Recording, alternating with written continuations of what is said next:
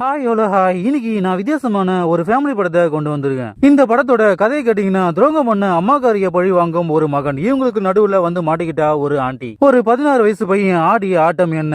Day by day உங்களுக்கு video வரணும்னா like போடுங்க, ஐப்பை ஏத்தி விடுங்க. இல்லனா இந்த சேனலை இன்னும் கொஞ்ச நாள்ல நானே ஈட்டு மூடிட்டு ஓடிடுவேன். மை டியர் பாய்ஸ், இந்த வீடியோக்கு மட்டும் 100 லைக் வரலன்னா அடுத்த வீடியோ வராது, என்ன மன்னிச்சிருங்க. இன்னைக்கு நம்ம பார்க்க போற படம் 2014ல எல்லா ஆண்டியையும் ஓட விட்ட மை மிஸ்ட்ரஸ். ஆனா பசங்களுக்கு எல்லா ஆண்டியும் பிரின்சஸ். ஒரு சில இடங்கள்ல பச்சை பச்சையா சொல்லிருக்கேன், அதனால ஸ்கிப் பண்ணிட்டு ஓடிருங்க. அப்போ ஆரம்பிக்கலாமா? பையன் பேரு சார்லி, நல்ல பையன். பீடியை ஊதி தள்ளிட்டு வரும்போது ஏரியாவுக்கு புதுசா வந்த ஒரு ஆண்டிய பாக்குறான். அவளும் இவனை முறைக்கிறா. இவனும் பாய் பாய் சொல்லிட்டு ஓடியே போயிட்டான். சார்லி வீட்டுக்கு வந்து பார்த்தா அவனோட டாடி கையில தொங்கிட்டு இருக்காரு. இவனும் காப்பாத்துறான், ஆனா முடியல. உடனே மம்மி கிட்ட ஓடி வரான். ஆனா அவ குடிச்சிட்டு டான்ஸ் ஆடிக்கிட்டு இருக்கா. டாடி இறந்து போயிட்டாருன்னு சொன்ன உடனே இவளும் மெசலாயிட்டா. இவங்களும் அவருக்கு இறுதி மரியாதை செலுத்துறாங்க. ஆனா பையனால இதை தாங்க முடியல.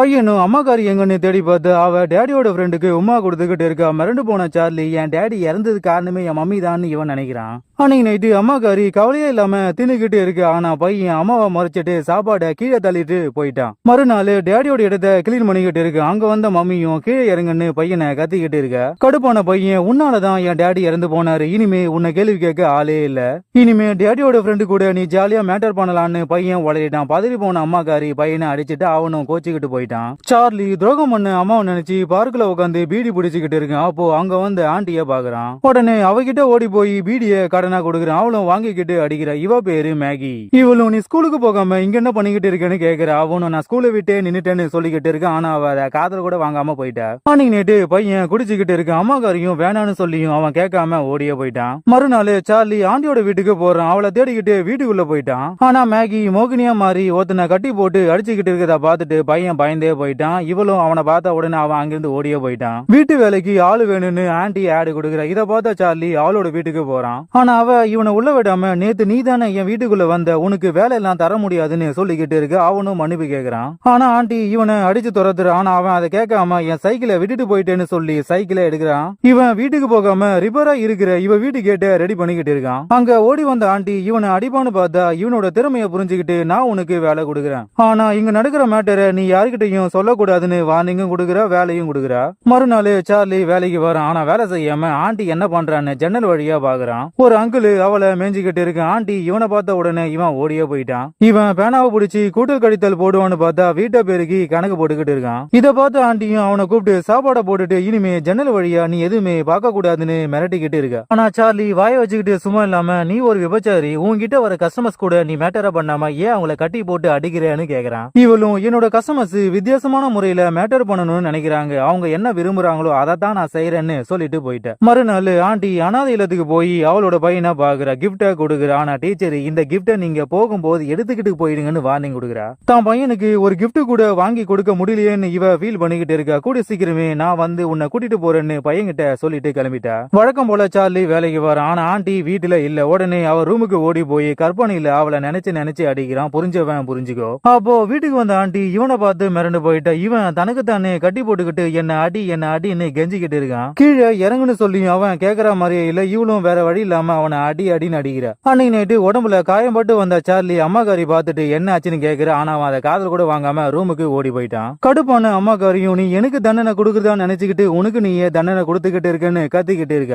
வழக்கம் போல வேலைக்கு வந்த பையனை ஆண்டிக்காரி மடக்கி இனிமே நீ வேலைக்கு வர வேண்டான்னு சொல்லிக்கிட்டு இருக்க. ஆனா சார்லி உன் கூட இருந்தா நிம்மதியா இருக்கு, உன்னை விட்டுட்டு நான் போக மாட்டேன், உன் கஸ்டமருக்கு என்ன பண்றியோ அதையே எனக்கு பண்ணுன்னு அடம்பிடிக்கிறான். மிரண்டு போன ஆண்டியும் இனிமே என் மூஞ்சிலேயே முழிக்காத, என் வீட்டை விட்டு வெளியே போன்னு கத்திட்டு போயிட்ட. ஆனா சார்லி போகவே இல்லை. ஆண்டியும் வேற வழி இல்லாம உன்ன மாதிரி அடிமை தாண்டா எனக்கு வேண்டுன்னு அவனுக்கு சோத்த போட்டுட்டு அடிக்கிறா. இனிமே நான் தான் உன்னோட எஜமானி, நான் சொல்லும் போதுதான் நீ சாப்பிடணும்னு அவனை அடிமையாவே ஆக்கிட்ட. இவனுக்கும் அது பிடிச்சிருக்கு. அன்னைக்கு நைட்டு பையன் லேட்டா வீட்டுக்கு வர. அம்மாக்காரியும் பையனை மடக்கி நீ ஸ்கூலுக்கு போகாம விபச்சாரி வீட்டுக்கு போய்கிட்டு இருக்கன்னு எல்லாரும் சொல்லிக்கிட்டு இருக்காங்க, அது உண்மையானு கேக்குறா. இவனும் ஆமான்னு சொன்ன உடனே அம்மாக்காரியும் அவனை அடிக்கிற. உடனே பையன் நீயே ஒரு விபச்சாரி, நீ எல்லாம் என்ன கேள்வி கேட்க கூடாதுன்னு அசிங்கமா திட்டிட்டு போயிட்டான். அன்னைக்கு நைட்டு ஆண்டியோட ஓனர் ஆண்டிய மேட்டர் பண்ண வர. ஆனா சார்லி நீச்சல் குளத்துல குளிச்சுக்கிட்டு இருக்கான். இவன் மெசலாயிட்டான். இவன் பேரு ஜானு. ஆண்டிய விபச்சாரி ஆக்குனதே இவன் தான். சார்லி வீட்டுக்கு வரும்போது ஜானு அவனை மடக்கி இனிமே ஆண்டியோட வீட்டுல நீ வேலை செய்ய வேண்டான்னு வார்னிங் கொடுக்குறான். ஆனா சார்லி நான் அவ வீட்டுக்கு வேலைக்கு போவேன்னு சொல்லிட்டு ஓடியே போயிட்டான். மறுநாள் சார்லி ஆண்டி கிட்ட ஓடி போய் உன்னோட லவ்வர் என்ன வேலைக்கு வர வேண்டான்னு மிரட்டிக்கிட்டு இருக்கான்னு சொன்ன உடனே ஆண்டியும் அவன் பேச்செல்லாம் நீ கேட்காதுன்னு இவனை ஈது இழுத்துக்கிட்டு போய் சவாபெட்டில படுக்க சொல்றா. இவனும் என்னால முடியாதுன்னு அடம் பிடிக்கிறான். எஜமானி சொன்னா கேட்கணும்னு சொல்லி இவனு அதுல படுக்க வைக்கிறா. இவனும் சந்து வழிய ஆண்டி என்ன பண்றான்னு பாக்குறான். ஆனா ஆண்டி ஒரு கிழவனை சங்கிலியால கட்டி போட்டுட்டு நாய் மாதிரி நடக்க விட்டுட்டு அடி அடின்னு அடிக்கிற. இத பார்த்து சார்லி சிரிச்சுக்கிட்டு இருக்கான். மறுநாள் ஆண்டி சார்லிய ஈத்துக்கிட்டு போய் தூரமா நின்னு அவளோட பையனை பாத்துக்கிட்டு இருக்கா. இவளுக்கு ஒரு பையன் இருக்கான்னு அப்பதான் இவனுக்கே தெரியுது. இவனும் உன் பையன் உன் கூட இல்லாம ஏன் அனாதை இல்லத்துல இருக்கான்னு கேட்டுக்கிட்டே இருக்கான். இவளும் நானும் என் ஹஸ்பண்டும் லவ் பண்ணி தான் கல்யாணம் பண்ணிக்கிட்டோம். என் ஹஸ்பண்ட் வேலைக்கு போன இடத்துல அவரு இறந்து போயிட்டாரு. நானும் போதை மருந்துக்கு அடிமை ஆயிட்டேன். என்னால என் குழந்தைய வளர்க்க முடியாதுன்னு நீதிமன்றம் முடிவு பண்ணி என் பையனை அனாதை இல்லத்துல சேர்த்துட்டாங்க. ஜானு தான் என் பையனுக்கு வளர்ப்பு தந்தையா இருக்கேன். அதனாலதான் அவன் சொல்றத நான் கேட்டுக்கிட்டு இருக்கேன். உடனே சார்லி இவளோட ஃபீலிங்ஸ புரிஞ்சுக்கிட்டு என்னோட டேடியும் கொஞ்ச நாளைக்கு முன்னாடி இறந்து போயிட்டாரு. நானும் உன்ன மாதிரி தான் கஷ்டப்பட்டுக்கிட்டு இருக்கேன்னு ரெண்டு பேரும் ஃபீல் பண்ணிக்கிட்டு வீட்டுக்கு வராங்க. இன்னைக்கு நம்மளோட சோகத்தை மறப்போம்னு ஆண்டியும் அவன் கிட்ட சாட்டைய கொடுக்குற. ஆனா அவன் சாட்டைய பிடிக்காம சட்டைய பிடிச்சிட்டான். புரிஞ்சவன் புரிஞ்சுக்கோ. மறுநாள் சார்லி ஆண்டிய ஈதுகிட்டு போய் ஊர் ஊரா பொறுக்கிக்கிட்டு இருக்கான். அன்னைக்கு நைட்டு இவங்க ரெண்டு பேரும் வீட்டுக்கு வந்தா ஜானு கார் நிக்குது. என்னால அவன் கூட மேட்டர் பண்ண முடியாதுன்னு சொன்ன உடனே சார்லியும் வேற வழி இல்லாம இவனோட வீட்டுக்கு ஈத்துக்கிட்டு வரான். அம்மா எங்கன்னு தேடி பார்த்து அவ குடிச்சிட்டு தூங்கிட்டு இருக்கா. இவன் ஆண்டி கூட மேட்டர் பண்ண ரப்பரை எடுத்து நீட்டுறான். ஆனா ஆண்டி என்னால உன் கூட மேட்டர் பண்ண முடியாதுன்னு சிரிக்கிறா. இவனும் வேற வழி இல்லாம அவ கூடயே படுத்து தூங்கிட்டான். மறுநாள் பையன் போறத பார்த்து அம்மாக்காரி அவன் பின்னாடியே போறா.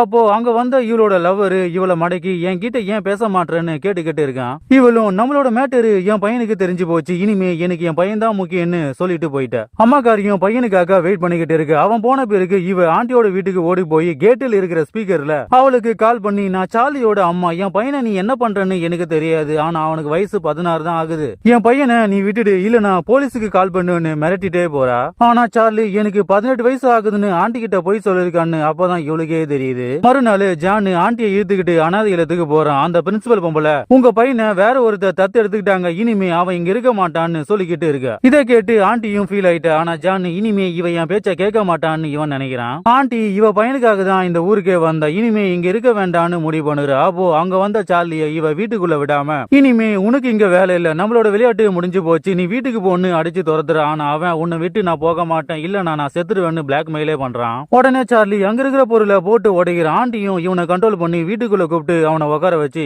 இனிமே நான் இந்த ஊர்ல இருக்க மாட்டேன், நாளைக்கே ஊருக்கு கிளம்புறேன். அதனால உனக்கு என்கிட்ட இருந்து என்ன வேணுமோ எடுத்துக்கொண்டு மேட்டருக்கு கூப்பிடுறா. ஆனா சார்லி வேண்டான்னு சொல்லுவான்னு பார்த்தா அவளோட சட்டைய உருவி பார்க்காத இடத்த பார்த்து குடிக்கிறான், அடிக்கிறான். புரிஞ்சவன் புரிஞ்சுக்கோ. அப்போ வீட்டுக்கு வந்த ஜானு பொருள் எல்லாம் உடஞ்சு போய் இருப்பதா பாக்குறான். உடனே ஆண்டி கிட்ட ஓடி போனா அங்க சார்லிய பார்த்துட்டு இவன் மெசல் ஆயிட்டான். சார்லி இவனை பார்த்து பயந்து நடுங்குறான். ஆனா ஆண்டி ஜானை சமாதானப்படுத்தி இனிமே நீ சொல்றத என்னால செய்ய முடியாது, இனி நான் உனக்கு அடிமை இருக்க மாட்டேன்னு கத்திட்டு போறான். கடுப்பான ஜானு அவளை அடிக்க போறான். சார்லியும் அவனை தடுக்கிறான். மாறி மாறி சண்டை போட்டுக்கிறாங்க. ஆனா ஆண்டி ரெண்டு பேருமே என் வீட்டை விட்டு வெளியே போங்கடான்னு அடிச்சு துரத்துறா. பையன் சோகமா இருக்குதா பார்த்து அம்மாக்காரியும் நீ நினைக்கிற மாதிரி உன் டேடியோட இறப்புக்கு நான் காரணம் இல்ல, சில மாதங்கள் முன்னாடி உனக்கு தெரியாம நானும் உன் டேடியும் டிவோர்ஸ் பண்ணிக்கிட்டோம். அதனாலதான் நான் அவரோட ஃப்ரெண்டு கூட பழகினேன். அது உன் டேடிக்கும் தெரியும். ஆனா உன் டேடி பல பேர்கிட்ட கடன் வாங்கி இருந்தாரு. அந்த கடனை கட்ட முடியாம அவர் இறந்து போயிட்டாருன்னு சொன்ன உடனே பையனும் மம்மியோட அன்பை புரிஞ்சுக்கிறான். அவகிட்ட மன்னிப்பும் கேக்குறான். ஆனா சார்லியால ஆண்டிய மறக்க முடியல. உடனே அவ வீட்டுக்கு போறான். ஆனா அவ அங்க இல்ல. அவளோட ரூம்லயே இவன் படுத்து தூங்கிட்டான். காலையில எழுந்து பார்த்து ஆண்டி வந்திருக்கா. நீ இன்னும் ஊருக்கு போலியான்னு கேட்டுக்கிட்டு இருக்கு. அவள மிச்ச மீதி பொருட்களை இங்கேயே விட்டுட்டு போயிட்டேன், அதை எடுக்கத்தான் வந்தேன்னு சொல்லிக்கிட்டு இருக்க.